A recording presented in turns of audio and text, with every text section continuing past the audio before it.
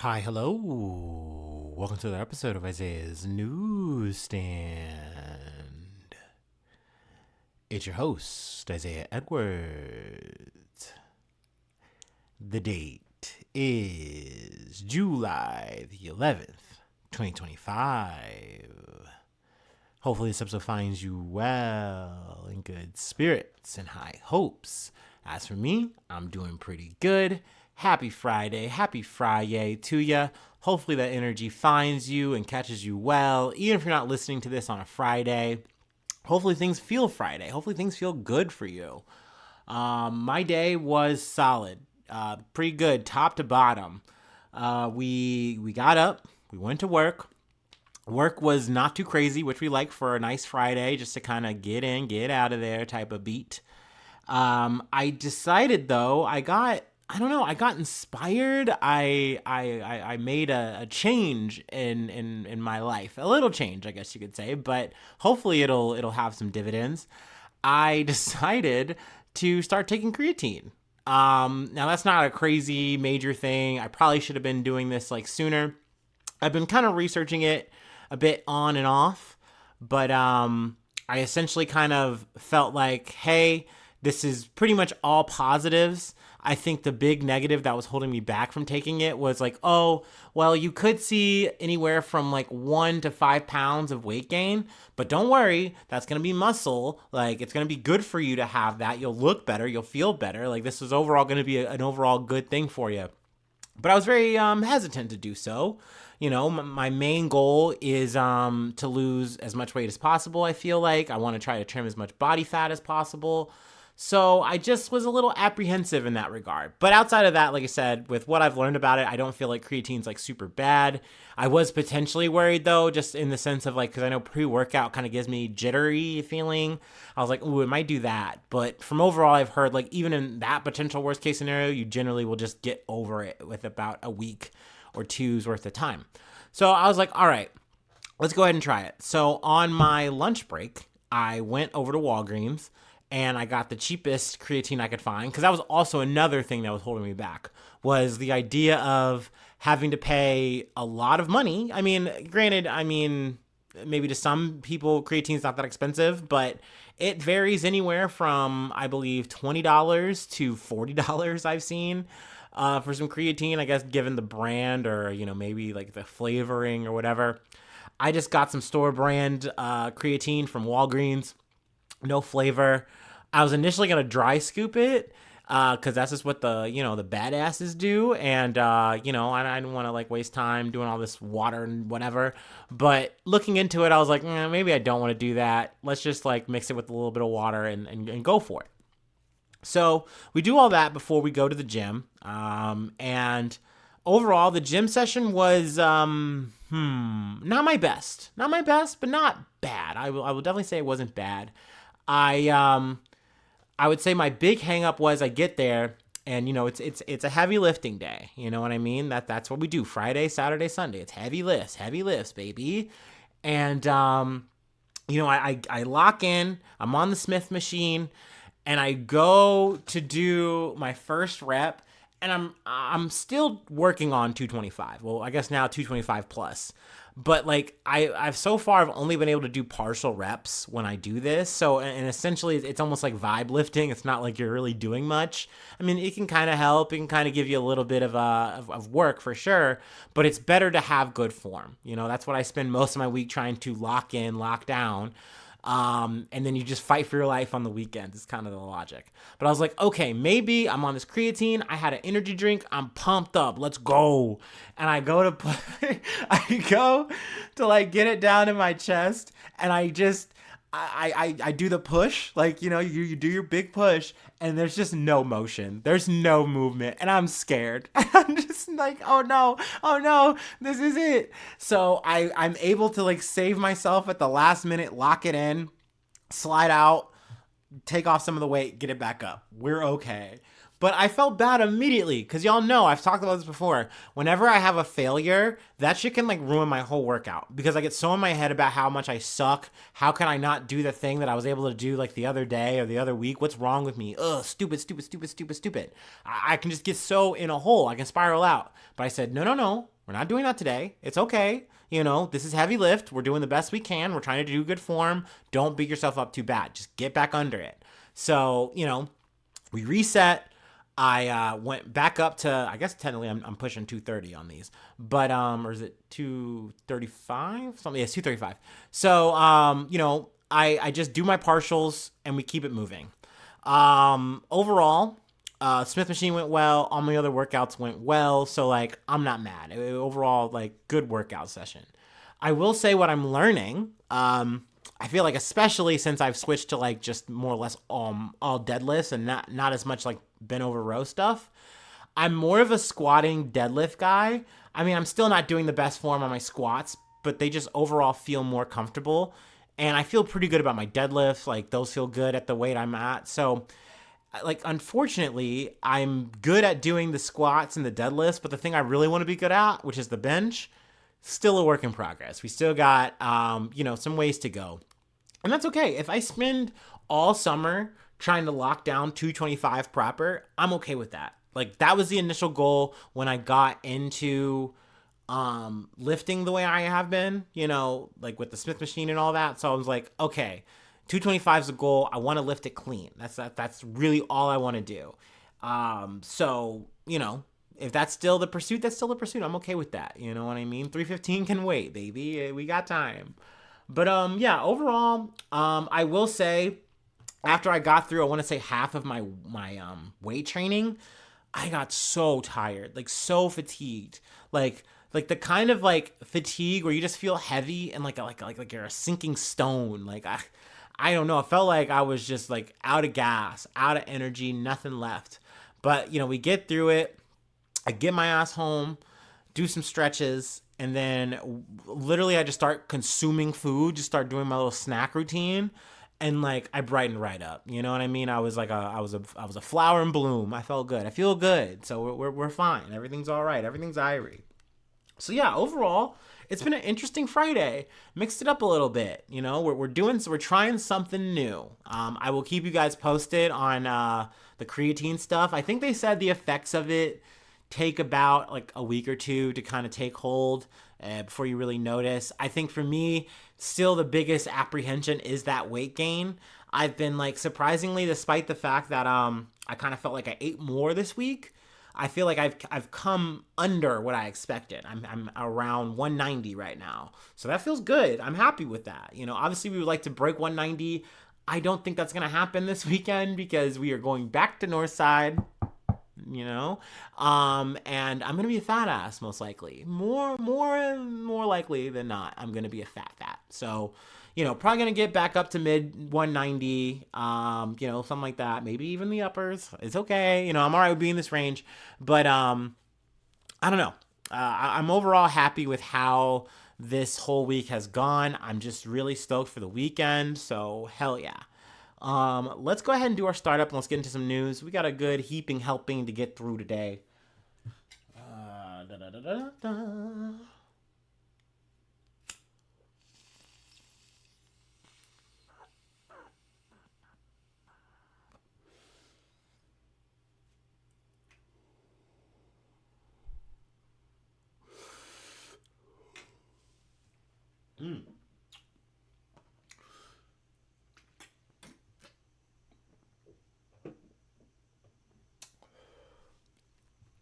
All right. Whew. Deep breaths.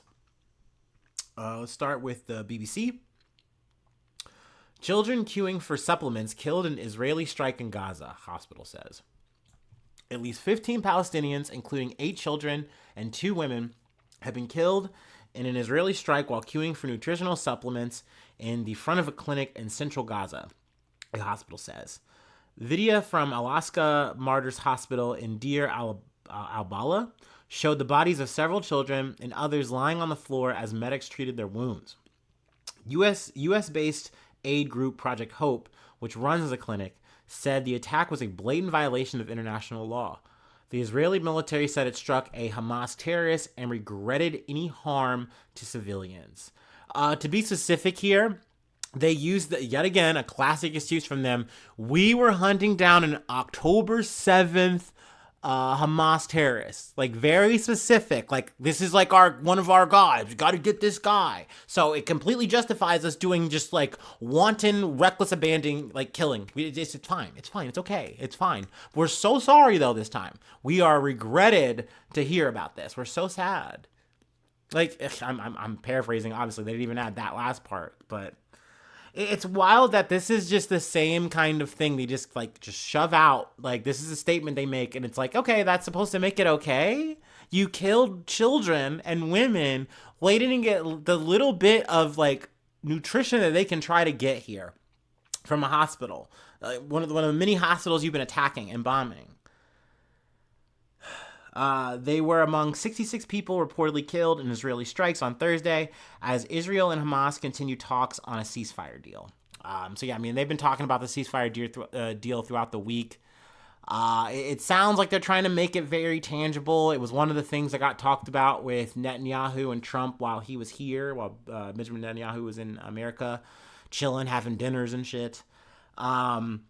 I think like a big meat of it is like they want Hamas to give, or at least it's slated that like a big talking point right now is that I think there's a total of maybe 50 hostages, but like of them that are alive, I believe there's 20. Yeah, I think there's 20 that are alive, 30 that are dead, and Hamas is talking about, or it's being talked that like, hey, maybe Hamas will give back 10 live hostages, and something to that effect. I imagine there's going to be more on the table, but of course Hamas wants more assurances. They want to make sure that like there's some changes and things of that nature, and it doesn't seem like Israel's actually coming to negotiate. Really, it just seems like they're negotiating in terms of just like being in the building and being talked to, by go-betweens. It doesn't seem like there actually is like any kind of pliability here. We're just talking, but not really doing anything, not actually getting anywhere. So, you're definitely forced to talk about the genocide at hand, the constant killing that is happening. So, that's why to me the ceasefire talk is just so secondary. It's so almost like ambient, because it's almost like they're just doing this as like you got to get another olive branch, another fig to kind of like fig leaf to cover themselves on like, hey, we're doing the best we can. We're trying to negotiate with the terrorists that we also have a stipulation where they need to lay down all their arms and cease to be in power and all, like, okay. Which that's the thing that I think about too, where it's like we've talked about this before. At the end of the day, you cannot eliminate Hamas. Like, you just cannot do that. You're not going to be able to go into Gaza and kill every Hamas member and then boop, boop, boop, dust your hands off, and then we did it. We're done now. We're safe now. Israel's safe now. Like, that's not what is happening. In fact, what is currently happening is that other tribes, or like maybe clans is the right word, groups in Gaza are just growing in power, potentially. That's really the only thing that's happening. So maybe you do get this like hypothetical fantasy here where your bloodlust gets rid of this faction, but then you're just dealing with another faction that you're saying now we need to do the killings and murderings of women, men, children for. Like, you're perpetuating the same fucking problem. This violence is not going to change anything. It's just going to kill more people. It's going to kill more Palestinians. So, yeah, I mean, as always, things are frustrating here, when we go to talk about this shit. It is no different, but I just definitely wanted to highlight that, 15 people losing their lives, doing nothing other than just queuing in a line for food that they need to get. If you don't get it, you die. And if you go, you die. So, starting off with that, I know, a doozy. Maybe this story might be the lighter one. This might be the lighter story actually here. This is supposedly good news we're gonna get into, but we'll chop this up. From Al Jazeera, what's in the 1-in, 1-out migrant deal between the UK and France? Also, I have this picture in the thumbnail. It kind of makes me just internally giggle a lot. You got Keir Starmer on the fucking left. You got fucking Macron on the right, dude. Ugh, yucky, dude. Emmanuel Macron. Just the worst guys. Also, it's worth noting, dude, like, Keir Starmer, and yes, this is just me being a fucking hater, but like, bro has no motion. He's no verb. Like, like, not to say that Rishi Sunak and any of the Tories did, but it's just like, bro, like, it's like having like just like the most boring teacher talk to you about anything and everything. Now, while the Labor Party just like continues to just like dole out these oatmeal ass fucking nothing policies and changes, like nothing's really getting done. Like you can see people like just souring on this, like, you know, this party already. It's not looking good, but I mean, here we are trying to quote unquote work things out with this whole migration issue that UK and France has. The United Kingdom and France have reached a new agreement aimed at preventing tens of thousands of migrants from crossing the English Channel from France in small boats, following talks on Thursday. French President Emmanuel Macron arrived in London on Tuesday for a 3-day visit, marking the first state visit by a European leader since Britain's exit from the European Union. Here's all we know about the one in, one out migrant deal, which was discussed during a bilateral summit between Macron and UK Prime Minister Keir Starmer in London. Trying to think how much I really want to read here. We'll start with the big sum up and then just kind of cut to it, I think. The deal is aimed at deterring migrants from making dangerous trips across the English Channel from France to the UK in small boats. This year so far, more than 20,000 people have undertaken this journey.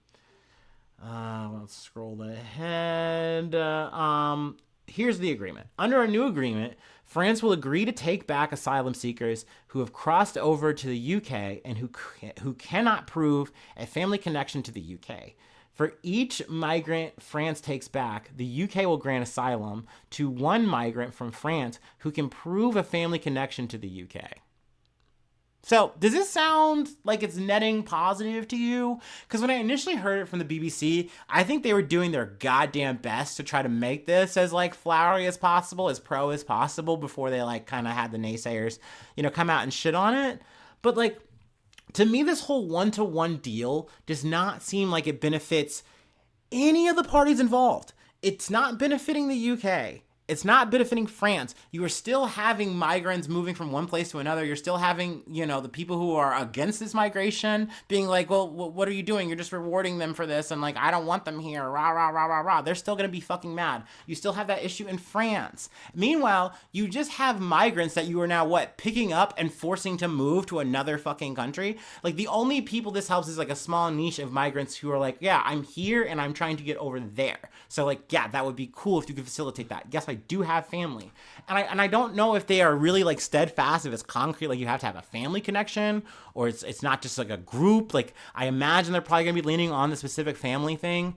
And as I'm thinking of like how this is like not that good of a fucking deal, I think I lock back in and I take myself back to last year, right, where you're supposed to remember the Tories plan, which was putting migrants on a plane and sending them to Rwanda, a country they are not tied to at all, where like Rwanda has its own fucking problems, its own things to deal with, but because they're like essentially being like money bribed by the UK in this situation to take them on and get like mild stipends to facilitate this whole thing, they're like, okay, yeah, fine, we'll do it. We're getting like a little kickback for it.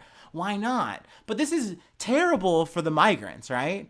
But you just have this situation now, jumping right back to the present, where how good is this deal? How useful is this fucking deal? Once again, it seems like all three parties involved lose. So why are we glad-handing and tugging each other off? Like, why are like Starmer and Macron dapping each other up like they did something? They didn't do anything. It seems like this seems fucking useless. It's like juggling. It's like you're just juggling across the English Channel, and you're like, oh, this is so good, right? This is so ethical and good, right? Like, this is great for everyone. Everyone's gonna benefit. No, they're not actually. So I think this deal is gonna get tomato towned. I don't know. I don't think people are gonna fucking like it. Let me smash down, though, to some of the naysays, because I think this was like an interesting number statistic that mattered. There's a lot of details. I gotta cut through. Here we go. What are the criticisms of the New Deal? Since an average of 700 migrants enter the UK by small boat each week, if the UK government sends an average of 50 people back to France per week, that would amount to just 1 in 14 being returned. It is such a small number. You are also not netting positive for the agenda that you are trying to create. That is me turning off my morality and saying, okay, you need to quote unquote fix this migrant issue, all this border blah, blah, blah bullshit. You are not accomplishing the thing that you are setting out to do though. So like, it's not enough. It's not gonna make the people fucking happy that you're trying to fucking appease. So what good is it? What good are you? Like, so fucking... It would be funny if it wasn't people's lives on the line. You know what I mean? If it wasn't people's livelihoods at stake, people go through all of this shit, and you can villainize the people smugglers, you can villainize the whole process, whatever, but it is people doing the best that they can to get to a better, safer life. They were willing to risk everything to do that. And every one of these situations, that's the fucking case. Like, I get so sick of the narrative being tainted to the like, these are criminals we're trying to stop, or insert fucking thing here, blah, blah, yada, yada, yada. It's like, these are human beings, and you should just fucking treat them like human beings for fucking starters, right? So yeah, I do think this is something that the Conservative Party and whatever the fucking, I don't even know, it's like a Libertarian Party, whatever the fuck, the Reform UK, the Nigel Farage bullshit, you know, they're getting to eat a little bit here because at the end of the day, they get to just boo this shit. And I think in a way they're fucking right. Once again, the only thing that this is better than was the shitty Tory deal from last year. Okay? Like, yeah, that was a terrible plan. That was draconic as fuck. But this is also bad. This is also not fucking good. So, what a surprise. What a fucking surprise. The Labour Party and the fucking centrist, whatever the fuck that Macron's from, can't fucking put their heads together and do anything. Make shit for fuck. No surprises there. But anyway, from the old EU, also there's some fucking technicalities that they're gonna have to fucking go through because yeah, the UK did the Brexit, so they can kind of be very freeform about how they want to do this. France has not done that. They are a part of the EU. There are things that they are just kind of like skipping and just saying we're going to work directly with the UK, that when it comes to the EU, they're like, we have potential problems with this. So you're going to have to come back to base and talk about that with us. So, I mean, we'll see. There's going to be, I'm sure, more on this shit. But I just wanted to, rant and rave about this shit because they were just jerking each other off. Like, they did something so good this week. And I'm like, no, you didn't. No, you fucking didn't. And obviously, I'm glad I'm not the only one saying this shit. But it's just like, God damn, like these are supposed to be the moral good people in the room, so to speak, right? Like that's how they've touted themselves, for the fucking people. Bullshit.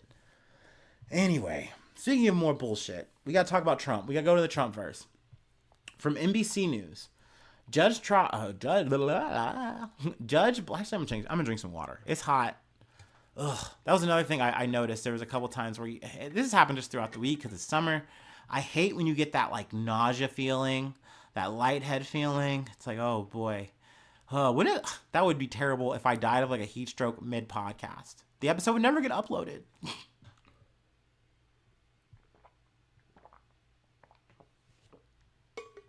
You know what? I should actually put that in a will. I should put some stipulations in a will. Just for my podcast. That's the only thing I really give a shit about at this point. What are my material possessions? You can throw them to Rumpke. I don't give a damn. But definitely make sure my shit is uploaded the way I want. As per my wishes. I need to get that written down. Anyway, from NBC News. Judge blocks Trump's order restricting birthright citizenship. A federal judge in New Hampshire granted class action status Thursday to a lawsuit seeking to protect babies who would be denied birthright citizenship by the Trump administration, and granted a temporary block of the president's order restricting birthright citizenship from going into effect throughout the country. This suit was brought on behalf of a pregnant immigrant parents and their infants, and had sought class action status for all babies and their parents around the country who would be affected by the executive order. Now, there's a whole lot of fucking details here. There's a whole lot of like judicial jargon and stuff that's just above my pay grade. I kind of want to rant on this shit real quick, and we can just kind of move along because we're not done with it. This isn't any kind of nail in a coffin. Obviously, we now have yet again another situation since this last got kicked down from the Supreme Court, where okay, we've now made it more specific. And a judge has now said, okay, I'm willing to hear you out. I agree. I think what the Trump administration is doing is wrong. So I'm going to make this injunction and I'm going to stop it. They have 7 days to appeal it, I believe. Trump administration, whatever. Obviously, this is going to be something in the coming weeks or months or whatever that's going to go to the Supreme Court, and we're going to be talking about it. Hence why I was very upset when we had the Supreme Court conversation that they essentially just said that, like, oh yeah, like the federal judges like below us shouldn't have as much power to stop you, but we're also not gonna like rule on this. It's like, you have to handle this. This has to be fucking handled. Like, it's just such a big issue, and it's just crazy that it's just being kicked around the way that it fucking is. But it's not new. Like, this is how this shit always fucking goes. It's just, it's always frustrating for me to cover it. And I realize that I'm getting the same kind of like frustration levels with the Supreme Court and the whole legal branch, or the judicial branch of this shit, that I have with the legislative, like in Congress. Just how things bounce around in Congress and just wind up like doing nothing or doing like the worst things for us as people. It just sucks. It just sucks to watch it happen in like this slow, zigzaggy ass motion. It's very annoying. You got to count this as a dub while it is a dub. Most legal experts think that Trump is crazy town for this shit. You know what I mean? But also, it's crazy that we are at a point where we have to like specifically designate a subclass of people, like in terms of babies, newborn babies, like to make this point stick so that we can have like an actual nail linchpin thing to say, hey, Trump, you can't do this. Like, not only is the Constitution telling you this, like we've gone through the details of it, you can't do this.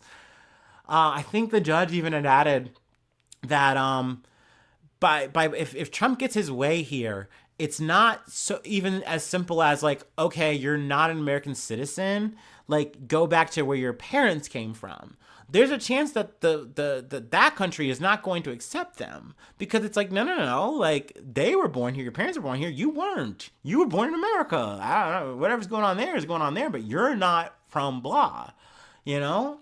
So it's crazy we are going out of our way to once again try to otherize people so that we can treat them less than. Because that's really what this is when you just strip it all the way fucking down and you sit on the floor with it.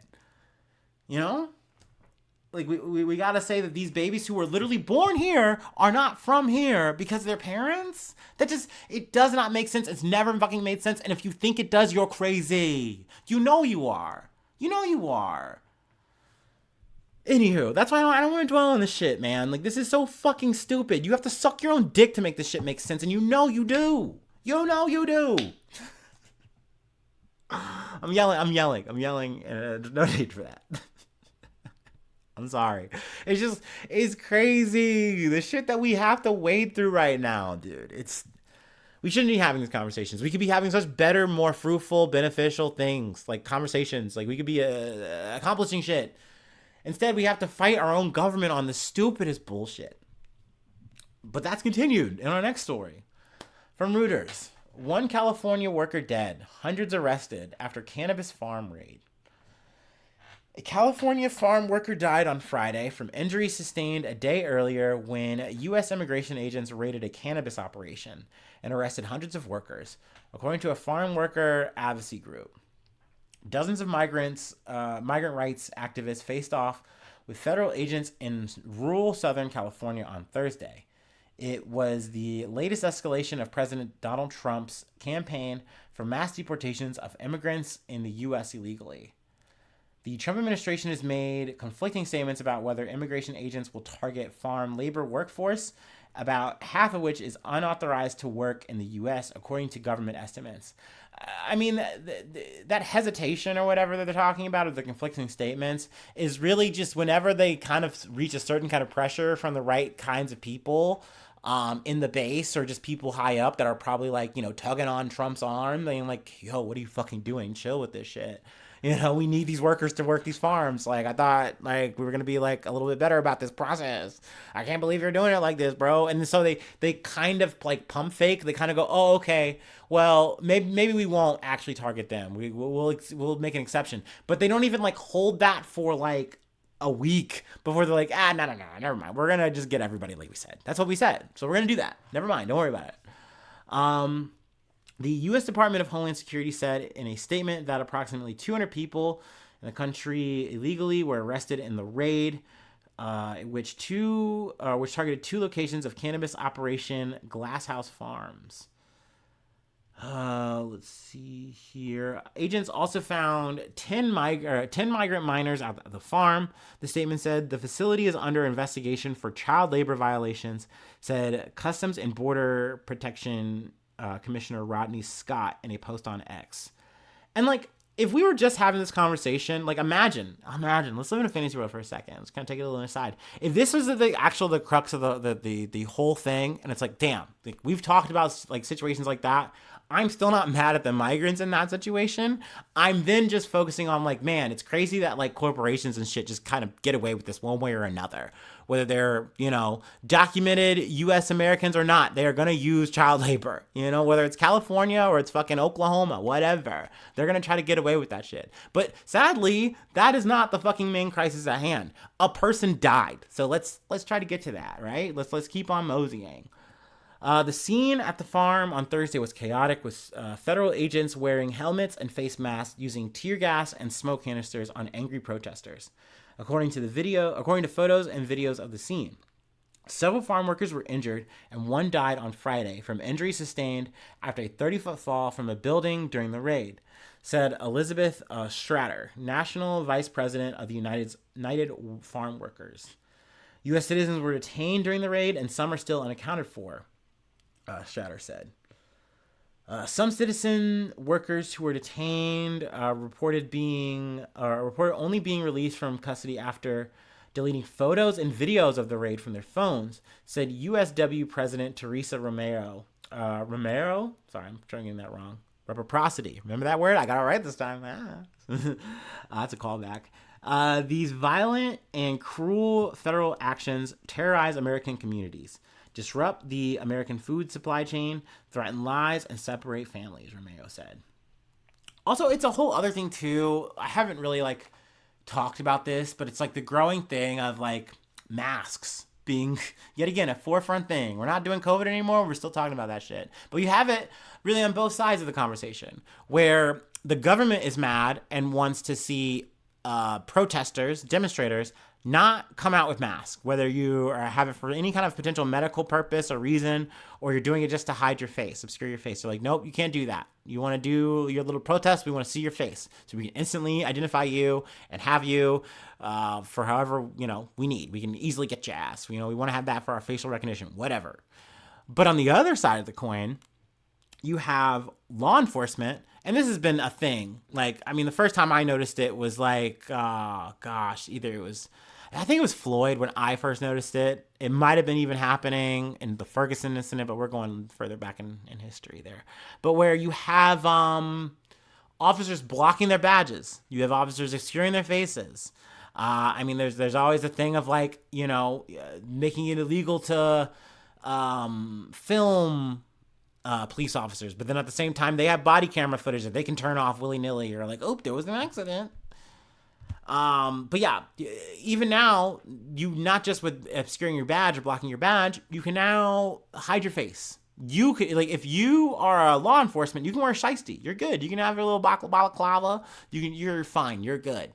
You're allowed to do whatever the fuck you want, and therefore you can run up on people, no badge, or at least no visible badge, no fucking, face to see, and you can abduct people pretty much. You can just pick people up, take them to a detention facility, never be heard from again. That is within your legal parameter to do. So once again, to make these things that some people are saying are rapid jumps or wild conclusions, is it crazy to call these people Gestapo or Secret Service? No, it's not. It's not, dude. I'm sorry. You should not be able to move like that. You should not be able to have this kind of impunity. All these motherfuckers have licenses to kill. So it's crazy that they can do it with their fucking faces covered, like a goddamn executioner. So no, I have scruples with that. And yes, you should be able to wear a fucking mask at a fucking demonstration. I'm sorry. Once again, especially if the other side can. That's crazy to me. I know, we're in the weeds here. I'm just airing some shit out. I'm just fucking talking personal grievances. Well, maybe not personal grievances, but beef I got. I don't know. Anyway, no recall. All right, we have one more story that I wanted to cover. And, sometimes I name the people who give me the shout outs, but shout out to the homie. You know who you are if you're listening. Hell yeah, thank you. But they hit me up. And they're like, dude, I got this TikTok case. It's some true crime shit. And they gave me the layout, and I said, "Give me a link, give me a link now." So it's very it definitely caught my attention, and I could see why it's already like growing in attention. I think there was like a live thing from law enforcement where they posted like the story like after the person turned themselves in. I'm getting into the weeds. We haven't even gotten to it. Got a little a little girl gone crazy. Maybe that's not the right. I'm being sensational. I'm not New York Post. I am not New York Post. But yes, we have a story from people from People, like People Magazine. But yeah, we got to talk about a girl from Georgia. But let's take our last break and we'll close it out.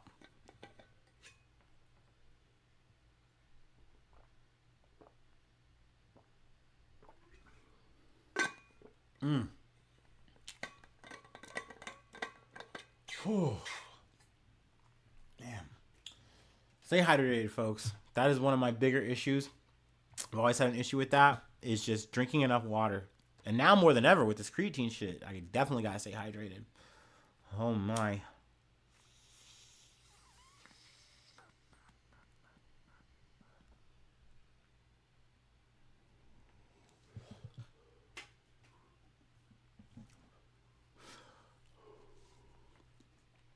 Ooh.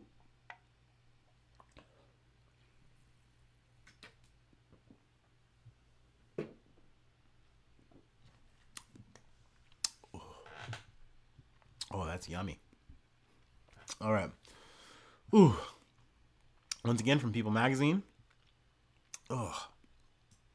Georgia girl, 17, accused of fatally shooting mom and stepdad, whose bodies were discovered by her 6-year-old sister.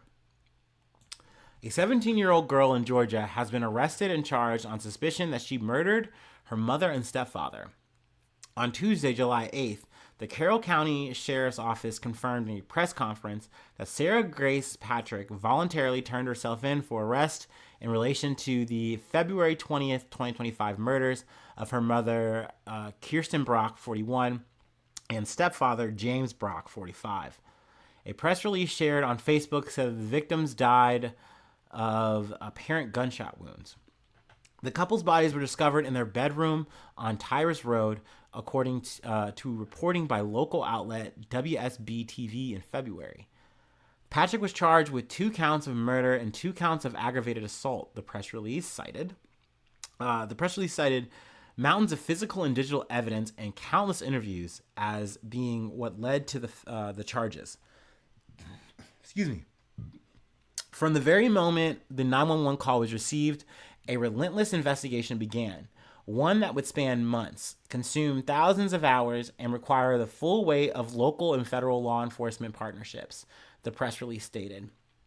Carroll County Sheriff's Office spokeswoman Ashley Holsey addressed the case during a press conference live streamed on Facebook. Let's see here. She said that the sheriff's office had charged Patrick as an adult, noting that they were still working to determine a motive. We don't know what goes through the mind of a child that wants to harm her parents, Holsey told the assembled press. Which, saying that out loud is like, it is intense, man. Like, it's patricide. Like, that is some Darth Sidious ass shit to do, that is very heavy. Also, definitely worth noting that literally her 6-year-old sister was the one who found that out. And then I believe that Patrick called it in. So it's very wild. Also, we don't know if there's other people who are implicated in the situation in this murder. We'll find out. But that remains to be seen. I mean, maybe, I don't know, maybe the TikTok detectives are already like 5 steps ahead of me. And maybe they're on to something here. But yeah, it's heavy shit. And then also something that my friend had noted to me, and then I saw an article pop about it too, from Lad Bible, I believe. But Sarah Patrick delivered the eulogy for the parents she allegedly murdered. I do need to slap on an allegedly there. You gotta do that at least once, right? That's podcaster rules. But that is the heavier shit, because obviously if she did it, that's cold-blooded that she fucking did the eulogy. Now, I've heard a little bit of discourse that it's in the article or whatever, and like, oh, she's clearly fake crying, like da da blah blah blah blah. And I think that this is my only part that I kind of have beef with just the general population here on this, and maybe I'm in the wrong or whatever, but I think it is not right to ever judge how a person grieves. I think especially with what we know, how people can just be so different and so erratic in that process, not to mention that everyone is an individual. We talk about neurodivergence and stuff. Well, imagine someone who's neurodivergent going through a loss of two parents, right? So yeah, I do think it's weird to kind of like jump and make that pointing thing of like, yeah, clearly she was faking it, But no, I will say I do think she did it. And I do think that that's fucked up and crazy and cruel that you did it knowing like, damn, I'm taking my parents away from my sister, and then that's fucked. I'm taking them away from the world. That's fucked. And for what reason? We don't even fucking know. And then once again, to have the Stones to be like, I'm going to miss them so much. Blah, blah, blah, blah, blah, yada, yada, yada. Like, that's wild. That's wild. And I say that as a person who's done a eulogy for a dead parent. That shit is not easy to do. So maybe that is why I have a little bit of sympathy for the devil here in a way. But that being said, man, that's crazy. I couldn't imagine doing a eulogy for a parent I murdered. That's some like shit out of like some Star Wars shit. That's some Palpatine ass shit. That's evil. Anyway, that's it. That's really all I have for today. That's gonna be the episode. If you'd like to help out, support the effort, I do have a Patreon. Patreon.com/IsaiahNews. Become a newsie today. Free ways to hit me up, IsaiahNews1@gmail.com. Feel free to follow me or the podcast on any of the socials. Subscribe to the YouTube. That helps out a lot. Follow on TikTok. Follow on Spotify. Follow on Apple Podcasts. Whatever platform you're on, I'm there. I'm waiting for you. Go ahead and hit that button. Leave a like. Leave a cool comment. Sharing is caring. If you're on Spotify or Apple, leave a rating. Leave all the stars. I love a 5 star. So far, I think my ratings are pretty good. Don't be weird. Don't be cringe. Don't be cringe and give me like a whack ass.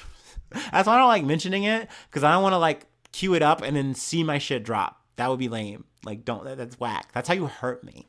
Do you really want to hurt me? Like, do you want to do that?